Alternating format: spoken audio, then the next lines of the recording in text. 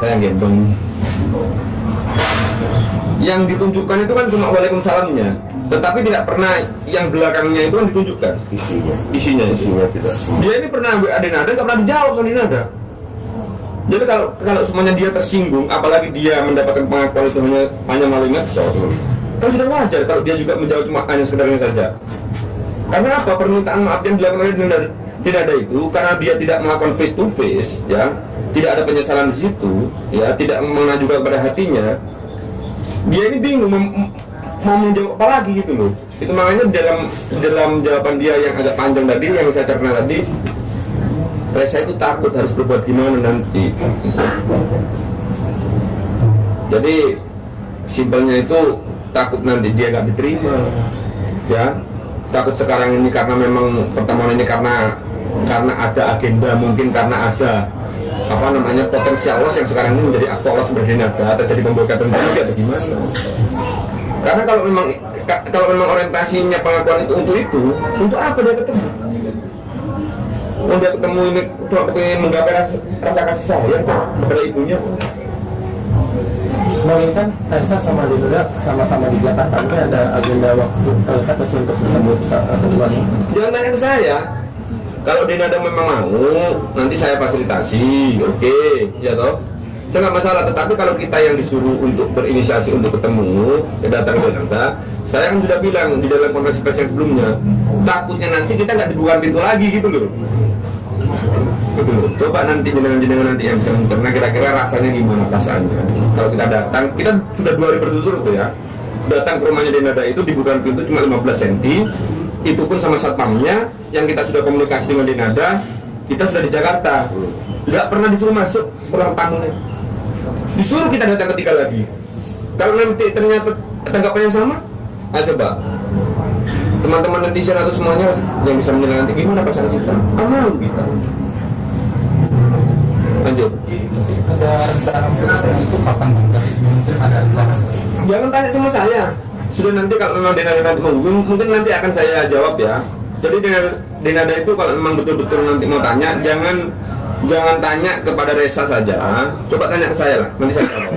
Insya Allah dia kalau mau tanya, kalau mau tahu nomor teleponku lah, Bisa nanti kita fasilitasi. gampang ada pula.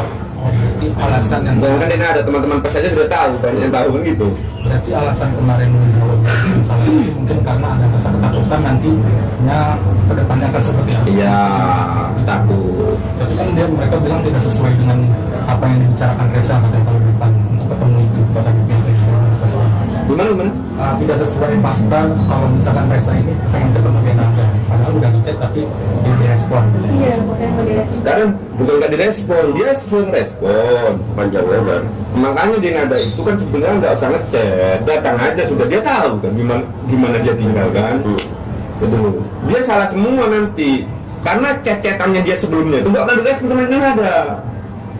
Itu makanya kalau semuanya teman-teman itu melakukan justifikasi bahwa sekarang ini malah dia yang salah karena nggak merespon, itu salah. Dia ini malah merespon pun takut karena dia nggak pernah, masih belum tanya ke saya. Jadi gimana ya, apa yang harus saya lakukan Om? Karena saya ini kan kakaknya kan, itu yang paling tahu dia kan. Semuanya dia takut salah langkah, salah tanggap juga. Dia bingung juga sekarang ini harus manggil ibu tak manggil mbak tak. Soalnya di dalam catatan itu dia sudah bilang, dia terserah nanti nyamannya mau panggil apa. Itu pun aneh kan rasanya kan. Coba gimana rasanya? Nah coba. Sekarang mau panggil mbak boleh, panggil ibu boleh kan gitu kan. Sudahlah, jangan lewat cecetan. Karena cecetan itu tidak bisa menunjukkan ya gimana rasanya perasaan ini bisa meluap gitu loh. Tapi insya Allah saya punya prediksi yang agak sedikit positif ya, karena saya selalu husnuzon sama yang di atas, sahab. Insya Allah ini nanti smooth lah nanti penyelesaiannya kalau memang Dinda itu betul-betul bisa mengesampingkan egonya yang pertama ya, bisa menunjukkan bahwa orientasi dia untuk melakukan pengakuan itu betul-betul dari hatinya itu. Bang, apa karena digugat 7M itu hasilnya ada perubahan atau gimana? Soal gugatan 7M itu kan sebetulnya kan hubungannya Dinda kan dengan penggugat 2 dan 3. Begini, orang berkali-kali tanya bahwa saya selalu memperjuangkan atau meminta nilai 7M itu. Padahal sudah saya jelaskan, kalau kita berbicara tentang gugatan 1365, itu ada onreh matahit, itu ada dua unsur. Yang pertama itu onreh matahit, sifat yang melanggar hukum. Yang kedua itu adalah unsur kerugian. Nah, andai kata pun kita meminta itu pun, undang-undang juga memberikan fasilitas soal itu kok. Kan begini kan, hubungan dinada dengan hubungan pihak kedua dan pihak tiga, ya, penggugat 2 dan 3, ini kan hubungan perikatan. Ya, sebetulnya memang pernah ribut kok.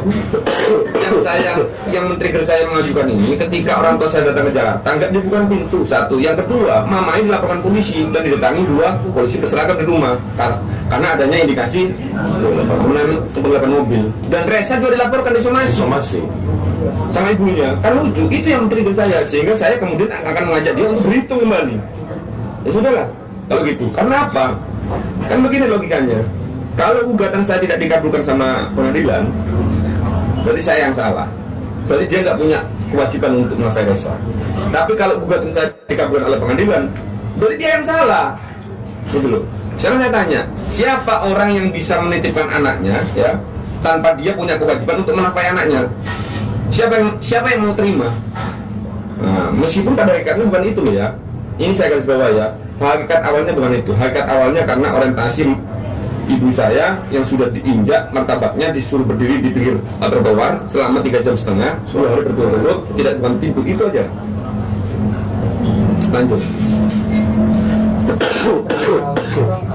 Soal isu Renanda itu memiliki 3 anak, sempat ada statement yang berseliweran di media sosial itu gimana Bang? Tapi sempat akhirnya ada yang klarifikasi kalau Renanda itu berdua. Nah, ini pertanyaan berbau dosa ini.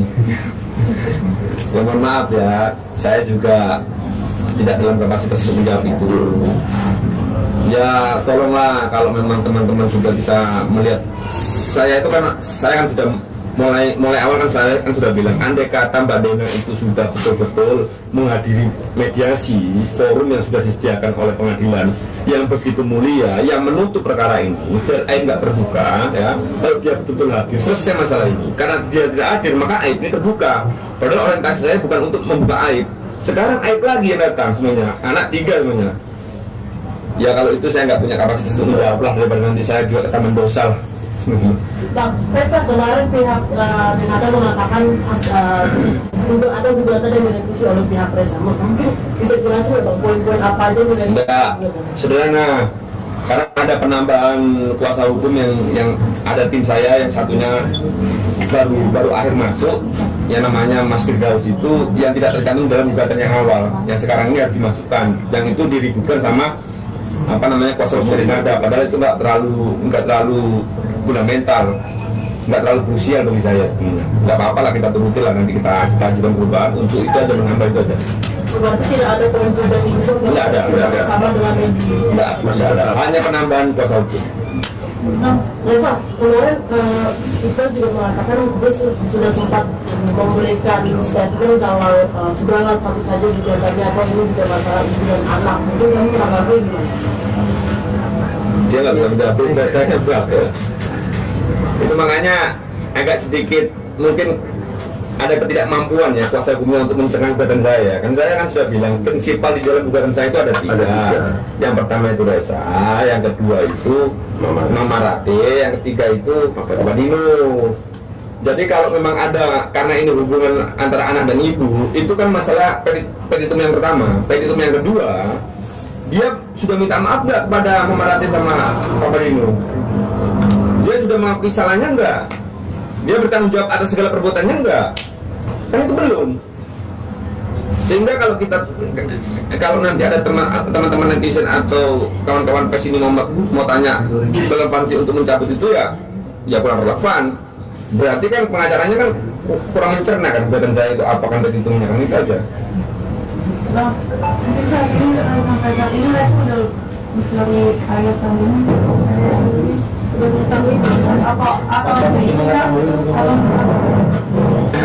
Saya tahu, tapi saya nggak kasih tahu. Memang haknya dia. Saya kan sudah bilang bahwa perluasan pasal 43 ayat 1 Undang-Undang Perkawinan itu juga dengan bapaknya, ya, sebatas itu bisa dibuktikan dengan ilmu pengetahuan dan teknologi. Tetapi kan pintu masuknya dia itu untuk mencari tahu siapa bapak saya kan lewat ibunya dulu. Iya dong. Kalau ibunya saja belum ketemu, gimana caranya? Ya tapi kalau saya bilang ya kita manusia alamiah lah. Siapa yang nggak ingin tahu kita biarkan, ya kan, dari siapa dan bapak kita siapa.